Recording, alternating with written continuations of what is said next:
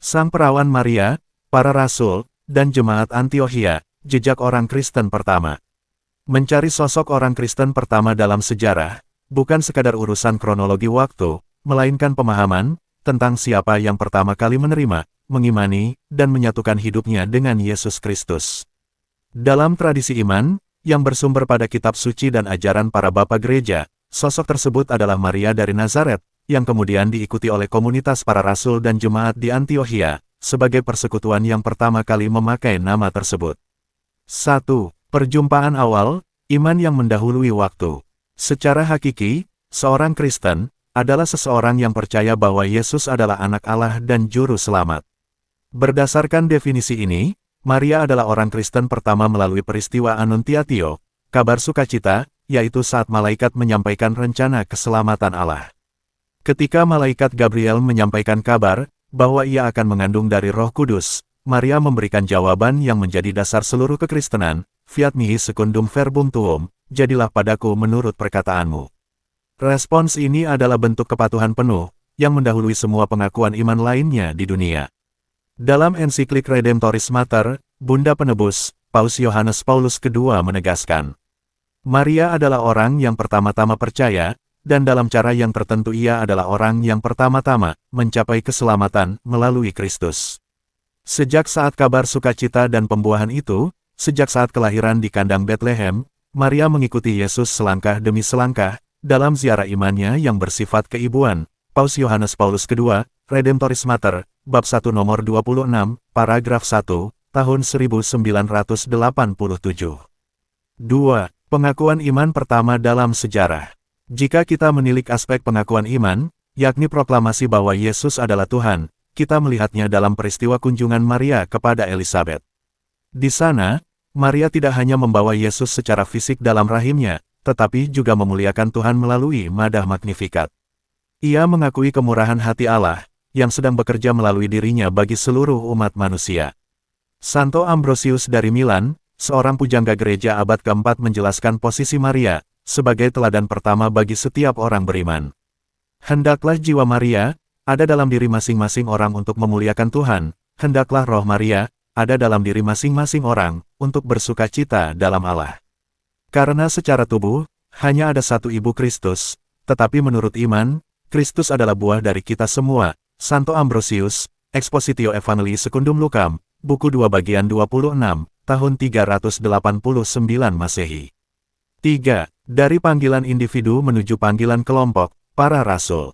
Setelah iman Maria yang bersifat personal namun universal, kekristenan mulai mewujud secara komunal melalui panggilan para rasul.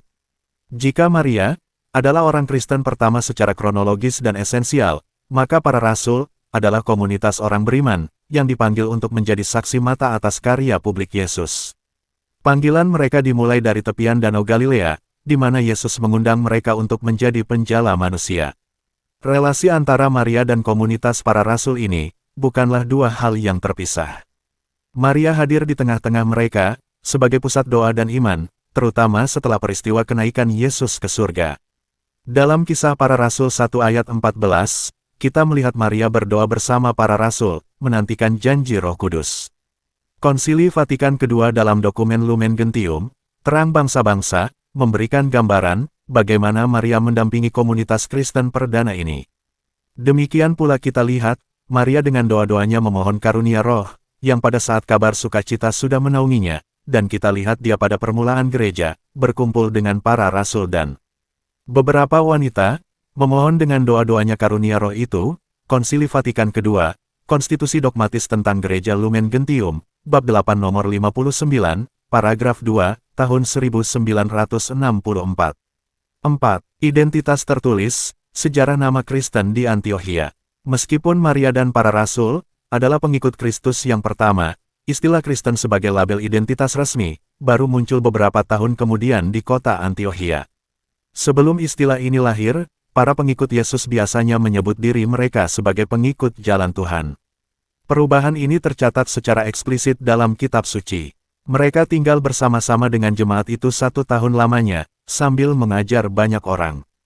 Di Antiokhia lah, murid-murid itu untuk pertama kalinya disebut Kristen, Kisah Para Rasul 11 ayat 26. Penggunaan nama Kristen atau Kristianos di Antiokhia menandakan titik balik penting, di mana para murid Yesus mulai dikenal sebagai kelompok yang terpisah dari Yudaisme tradisional. Identitas ini lahir karena pengakuan publik mereka bahwa Yesus adalah Kristos atau Kristus yang diurapi. Jadi, secara terminologi sejarah, jemaat Antiokhia adalah orang-orang pertama yang menyandang nama tersebut, sementara Maria dan para rasul adalah orang-orang pertama yang menghidupi hakikat dari nama itu sendiri. 5. Definisi Bapa Gereja, Kristen sebagai gaya hidup. Seiring berkembangnya jemaat di Antiokhia, para bapa gereja mulai mendefinisikan apa artinya menyandang nama Kristen di tengah tantangan penganiayaan. Santo Ignatius dari Antiokhia, uskup ketiga di kota tersebut, memberikan kedalaman baru pada istilah ini. Baginya, menjadi Kristen bukan sekadar sebutan, melainkan kesatuan mistis dengan penderitaan dan kebangkitan Kristus. Dalam suratnya kepada jemaat di Magnesia, Ignatius menuliskan penekanan yang sangat kuat. Adalah tepat jika kita tidak hanya disebut sebagai Kristen, tetapi benar-benar menjadi Kristen. Marilah kita belajar untuk hidup seturut prinsip kekristenan.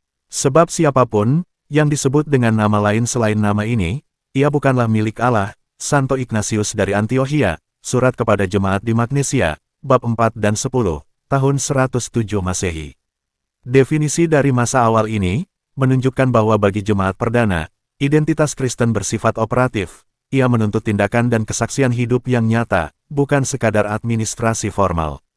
6. Kesetiaan dari palungan hingga kaki salib. Menjadi Kristen berarti memanggul salib dan mengikuti Yesus. Maria memenuhi kriteria ini secara sempurna, mendahului dan melampaui para murid lainnya dalam hal keteguhan. Ia adalah satu-satunya manusia yang menyertai Yesus sejak nafas pertamanya di dunia, hingga hembusan nafas terakhirnya di Kalvari. Di saat para murid lain, kecuali Yohanes, melarikan diri karena ketakutan, Maria tetap berdiri kokoh di bawah salib, menunjukkan iman yang telah teruji. Katekismus Gereja Katolik, KGK, menjelaskan kedalaman iman Maria ini, sebagai puncak dari seluruh perjalanan iman. Ketaatan iman yang diwujudkan oleh Maria selama seluruh hidupnya, namun terutama dalam kegelapan cobaan, ketika putranya menderita di salib, merupakan pemenuhan yang sempurna dari iman yang diminta oleh Allah. Katekismus Gereja Katolik, KGK nomor 149. Kesimpulan, akar iman yang tak tergoyahkan. Siapakah orang Kristen pertama di dunia? Jawabannya memiliki dimensi yang berlapis. Secara esensial dan spiritual, Maria adalah orang Kristen pertama, karena dialah pribadi pertama yang menerima Kristus ke dalam dirinya, baik secara fisik maupun melalui iman. Secara komunal, para rasul adalah komunitas Kristen pertama, yang diutus untuk mewartakan Kristus. Dan secara historis terminologis, jemaat di Antiokhia adalah orang-orang pertama yang secara resmi disebut Kristen oleh dunia, sebuah identitas yang kemudian dikukuhkan oleh para bapa gereja seperti Santo Ignatius, sebagai panggilan untuk hidup dalam persatuan penuh dengan Tuhan. Keutamaan Maria sebagai akar dari silsilah iman ini, memberikan pelajaran bagi kita, bahwa menjadi pengikut Kristus bukan sekadar persoalan label, melainkan tentang kesetiaan, untuk tetap hadir di setiap tahap rencana Allah. Maria adalah model sempurna dari gereja, sosok yang menantikan Tuhan, melahirkannya dalam dunia, dan setia mendampingi komunitas para rasul, hingga akhir hayatnya.